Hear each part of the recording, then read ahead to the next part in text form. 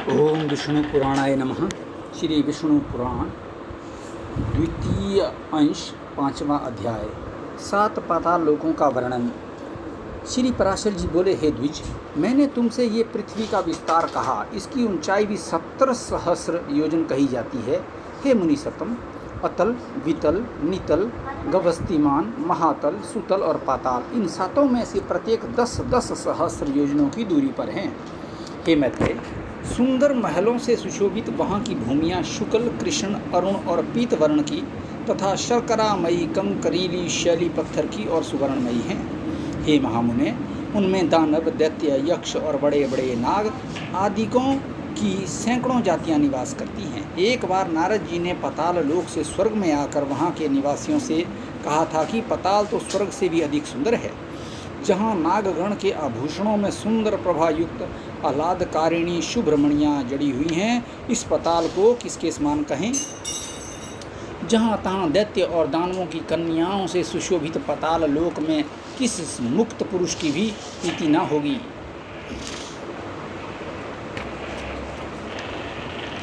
जहाँ दिन में सूर्य की किरणें केवल प्रकाश ही करती हैं, घाम नहीं करती, तथा रात में चंद्रमा की किरणों से शीत नहीं होता, केवल चांदनी ही फैलती है। जहाँ भक्ष्य, भोज्य और महापाप पान आदि के भोगों से आनंदित सर्पों तथा दानवों को समय जाता हुआ भी प्रतीत नहीं होता। जहाँ सुंदर वन, नदियाँ, रमणीय सरोवर और कमलों के वन हैं। जहाँ नरकों कीलों की सुमधुर कूक गुंजती है एवं आकाश मनोहारी है। और हे द्विज, जहाँ पाताल निवासी दैत्य, दानव एवं नागगण द्वारा अति स्वच्छ आभूषण, सुगंधमय अनुलेपन, वीणा, वेणु और मृदंग आदि के स्वर तथा तूर्य, ये सब एवं भाग्यशालियों के भोगने योग्य और भी अनेक भोग भोगे जाते हैं। पाताल लोक के नीचे विष्णु भगवान का शेष नामक जो तमोमय विग्रह है, उसके गुणों का दैत्य अथवा दानवगण भी वर्णन नहीं कर सकते हैं। जिन देव ऋषि पूजित देव का सिद्धगण अनंत कहकर बखान करते हैं, वे अति निर्मल स्पष्ट स्वस्तिक चिन्हों से विभूषित तथा सहस्र सिर वाले हैं, जो अपने फणों की सहस्र मणियों से संपूर्ण दिशाओं को दीप्यमान करते हुए संसार के कल्याण के समस्त असुरों को वीर्यहीन करते रहते हैं। मद के कारण अरुण नयन सदैव एक ही कुंडल पहने हुए तथा मुकुट और माला आदि धारण किए, जो अग्नि युक्त श्वेत पर्वत के समान सुशोभित हैं। मद से उन्मत्त हुए जो नीलांबर श्वेत हारों से सुशोभित होकर मेघमाला और गंगा प्रवाह से युक्त दूसरे कैलाश पर्वत के समान विराजमान हैं, जो अपने हाथों में हल और उत्तम मूसल धारण किए हैं तथा जिनकी उपासना शोभा और वारुणी देवी स्वयं मूर्तिमती होकर करती हैं। कल्पांत में जिनके मुखों से विषाग्नि शिखा के समान दीप्यमान संकर्षण नामक रुद्र निकलकर तीनों लोकों का भक्षण कर जाता है, वह समस्त देवगणों से वंदित शेष भगवान अशेष भूमंडल को मुकुटवत धारण किए हुए पाताल तल में विराजमान हैं। उनका बल, वीर्य, प्रभाव, स्वरूप, तत्व और रूप आकार देवताओं से भी नहीं जाना और कहा जा सकता। जिनके फणों की मणियों की आभा से अरुण वरण हुई ये समस्त पृथ्वी फूलों की माला के समान रखी हुई है, उनके बल वीर्य का वर्णन भला कौन करेगा। जिस समय मद मत नयन शेष जी जमुहाई लेते हैं, उस समय समुद्र और वन आदि के सहित ये संपूर्ण पृथ्वी चलायमान हो जाती है। इनके गुणों का अंत गंधर्व, अप्सरा, सिद्ध, किन्नर, नाग और चारण आदि कोई भी नहीं कर पाते, इसलिए ये अविनाशी देव अनंत कहलाते हैं। जिनका नाग बंधुओं द्वारा लेपित हरि चंदन पुनः पुनः श्वास वायु से छूट छूट कर दिशाओं को सुगंधित करता रहता है, जिनकी आराधना से पूर्वकालीन महर्षि गर्ग ने समस्त ज्योतिर्मंडल, ग्रह, नक्षत्र आदि और शकुन अपशकुन आदि नैमित्तिक फलों को त्वतः जाना था, उन नागश्रेष्ठ शेष जी ने इस पृथ्वी को अपने मस्तक पर धारण किया हुआ है, जो स्वयं भी देव, असुर और मनुष्यों के सहित संपूर्ण लोकमाला, पाताल आदि समस्त लोकों को धारण किए हुए हैं। इति श्री विष्णु पुराणे द्वितीय अंशे 5मो अध्यायः। अथ 6ठा अध्यायः। 6ठा अध्याय भिन्न भिन्न नरकों का तथा भगवान नामक के महात्म्य का वर्णन। श्री पराशर जी बोले, हे विप्र, तदंतर पृथ्वी और जल के नीचे नरक हैं। जिनमें पापी लोग गिराए जाते हैं।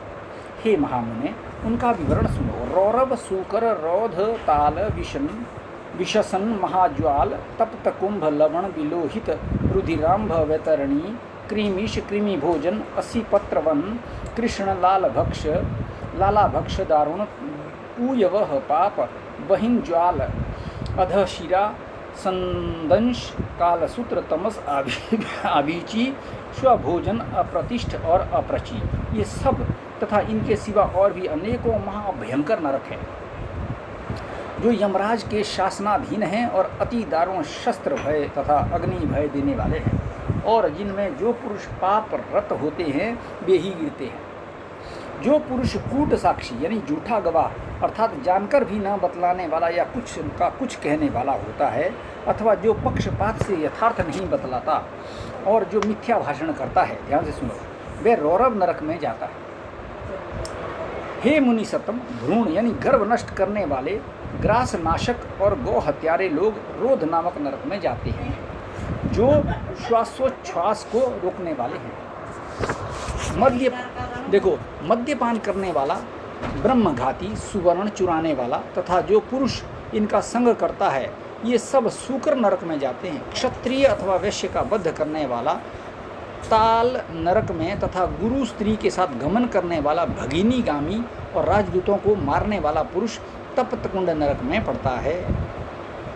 सती स्त्री को बेचने वाला, कारागृह रक्षक, अश्व विक्रेता और भक्त पुरुष का त्याग करने वाला, ये सब लोग तप्त लोह नरक में गिरते हैं। पुत्र वधू और पुत्री के साथ विषय करने वाला पुरुष महाज्वाला नरक में गिराया जाता है, तथा जो नराधम गुरुजनों का अपमान करने वाला है और उनसे दुर्वचन बोलने वाला होता है, तथा जो वेद की निंदा करने वाला, वेद बेचने वाला या अगम्य स्त्री से संभोग करता है, हे द्विज, वे सब लवण नरक में जाते हैं। चोर तथा मर्यादा का उल्लंघन करने वाला पुरुष विलोहित नरक में गिरता है। देव, द्विज और पितृगण से द्वेष करने वाला तथा रत्नों को दूषित करने वाला कृमि भक्ष नरक में और अनिष्ट यज्ञ करने वाला कृमि नरक में जाता है। जो नराधम पितृगण, देवगण, अतिथियों को छोड़कर उनसे पहले भोजन कर लेता है, वे अति उग्र लालाभक्ष नरक में पड़ता है। और बाण बनाने वाला बेधक नरक में जाता है। जो मनुष्य कर्मी यानी करणी नामक बाण बनाते हैं और जो खड्ग आदि शस्त्र बलवाले वाले हैं और अति दारुण विष नरक में गिरते हैं। असत प्रतिग्रह, दूषित उपायों से धन संग्रह करने वाला, अयाज्य याजक और नक्षत्रोपजीवी, नक्षत्र विद्या को न जानकर भी उसका ढोंग रचने वाला पुरुष अधोमुख नरक में पड़ता है। साहस यानी निष्ठुर कर्म करने वाला पुरुष पूय वह नरक में जाता है, तथा पुत्र मित्र आदि की वंचना करके अकेले ही स्वादु भोजन करने वाला और लाख मांस, रस, तिल तथा लवण आदि बेचने वाला ब्राह्मण भी उसी पूय वह नरक में गिरता है। हे द्विश्रेष्ठ, बिलाव, कुक्कुट, छाग, अश्व, शूकर तथा पक्षियों को जीविका के लिए पालने से भी पुरुष उसी नरक में जाता है। नट या मल्लवृत्ति से रहने वाला, धीवर का कर्म करने वाला, कुंड यानी उपपत्ति से उत्पन्न संतान का अन्न खाने वाला, विष देने वाला, चुगलखोर, स्त्री की असवृत्ति के आश्रय रहने वाला, धन आदि के लोभ से बिना पर्व के अमावस्या आदि पर्व दिनों का कार्य कराने वाला, द्विज घर में आग लगाने वाला, मित्र हत्या करने वाला, शकुन आदि बतलाने वाला, ग्राम का पुरोहित तथा सोम मदिरा बेचने वाला, ये सब रुधिरांध नरक में गिरते हैं। यज्ञ अथवा ग्राम को नष्ट करने वाला पुरुष वैतरणी नरक में जाता है, तथा जो लोग वीर्यपात आदि करने वाले, खेतों की बाढ़ तोड़ने वाले, अपवित्र और छल वृत्ति के आश्रय रहने वाले होते हैं, वे कृष्ण नरक में गिरते हैं। जो वृथा ही वनों को काटता है वह 80 पत्र वन नरक में जाता है। मेषोपजीवी यानी गडरिये और व्याधगण बहिन ज्वाला नरक में गिरते हैं तथा हे द्विज, जो कच्चे घड़ों अथवा ईंट आदि को पकाने के लिए उसमें अग्नि डालते हैं, वे भी उस बहिन ज्वाला नरक में ही जाते हैं। व्रतों को लोप करने वाले तथा अपने आश्रम से पतित दोनों ही प्रकार से सुंदर सदंश नामक नरक में गिरते हैं। जिन ब्रह्मचारियों का दिन में तथा सोते समय बुरी भावना से वीर्यपात हो जाता है अथवा जो अपने ही पुत्रों से पढ़ते हैं वे स्वभोज नरक में गिरते हैं। इस प्रकार ये तथा अन्य सैकड़ों हजार नरक हैं, ठीक है, जिनमें दुष्कर्मी लोग नाना प्रकार की यातनाएं भोगा करते हैं। इन उपर्युक्त पापों के समान और भी सहस्रों पाप कर्म हैं, उनके फल मनुष्य भिन्न भिन्न नरकों में भोगा करते हैं। जो लोग अपने वर्णाश्रम धर्म के विरुद्ध मन वचन तथा कर्म से कोई आचरण करते हैं वे नरक में गिरते हैं। अधोमुख नरक निवासियों को स्वर्ग लोक में देवगण दिखाई दिया करते हैं और देवता लोग नीचे के लोकों में नारकी जीवों को देखते हैं। पापी लोग नरक भोग के अनंतर क्रम से स्थावर कृमि जलचर पशु पक्षी मनुष्य धार्मिक पुरुष देवगण तथा मुमुक्षु होकर जन्म ग्रहण करते हैं। हे महाभाग, मुमुक्षु पर्यंत इन सब में दूसरों की अपेक्षा पहले प्राणी संख्या में सहस्र गुना अधिक हैं। जितने जीव स्वर्ग में हैं उतने ही नरक में हैं। जो पापी पुरुष हैं अपने पाप का प्रायश्चित नहीं करते वे ही नरक में जाते हैं।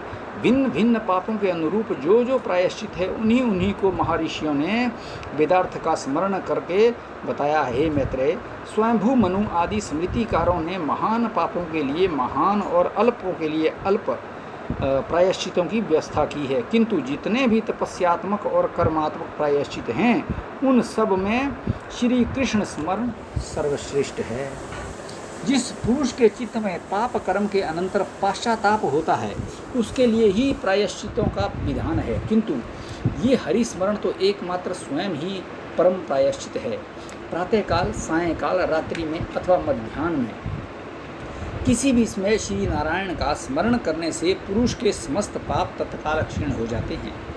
श्री विष्णु भगवान के स्मरण से समस्त पाप राशि के भस्म हो जाने से पुरुष मोक्ष पद प्राप्त कर लेता है।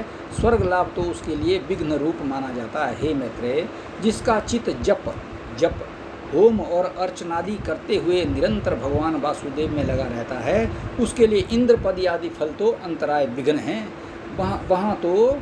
कहाँ तो पुनर्जन्म के चक्र में डालने वाली स्वर्ग प्राप्ति और कहाँ मोक्ष का सर्वोत्तम बीज वासुदेव नामक जाप है। इसलिए हे मुने, श्री विष्णु भगवान का अहर्निश स्मरण करने से संपूर्ण पाप क्षीण हो जाने के कारण मनुष्य फिर नरक में नहीं जाता।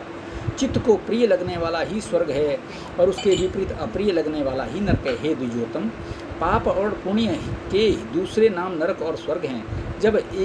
जबकि एक ही वस्तु सुख और दुख तथा ईर्ष्या और कोप का कारण हो जाती है उसमें वस्तुतः नियत स्वभाव तो की ही कहाँ है, क्योंकि एक ही वस्तु कभी प्रीति की कारण होती है तो वही दूसरे समय दुखदायिनी हो जाती है और कभी क्रोध की हेतु होती है तो कभी प्रसन्नता देने वाली हो जाती है। अतः कोई भी पदार्थ दुखमय नहीं है और ना कोई सुखमय है। ये सुख दुख तो मन के ही विकार हैं। परमार्थतः ज्ञान ही परब्रह्म है और अविद्या की उपाधि से वही बंधन का कारण है। ये संपूर्ण विश्व ज्ञानमय ही है, ज्ञान से भिन्न और कोई वस्तु नहीं है। मैत्रेय, विद्या और अविद्या को भी तुम ज्ञान ही समझो। हे द्विज, इस प्रकार मैंने तुमसे समस्त भूमंडल, संपूर्ण पाताल लोक और नरकों का वर्णन कर दिया है।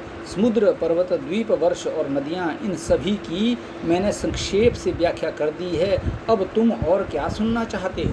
इति श्री विष्णु पुराणे द्वितीय अंशे षष्ठो अध्यायः। ओम विष्णु पुराण।